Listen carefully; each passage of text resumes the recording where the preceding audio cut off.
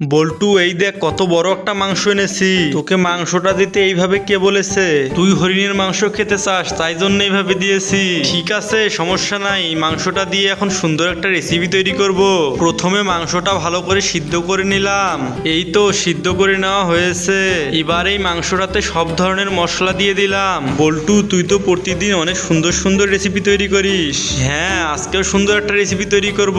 আজকের এই মাংসটা দিয়ে সুন্দর একটা রোস্ট তৈরি করবি। ঠিক আছে, চল এই মাংসটা দিয়ে আজকে রোস্ট তৈরি করব। এই মরিচগুলো একটা ডালার মধ্যে ঢেলে নিলাম। বন্ধুরা, তুমি যদি তোমার মাকে ভালোবাসো তাহলে এই ভিডিওতে একটি লাইক এবং চ্যানেলটি সাবস্ক্রাইব করো। আর তুমি কোন ক্লাসে পড়ো তা কমেন্ট করে জানাও। এই তো আমাদের রোস্ট তৈরি করা হয়েছে, একটু খেয়ে দেখি। অনেক মজা হয়েছে। এবার এই হরিণের রোস্টটি অনেক মজা করে খাবো। বল্টু, একটু আমি খেয়ে দেখি কেমন হয়েছে। অনেক মজা হয়েছে।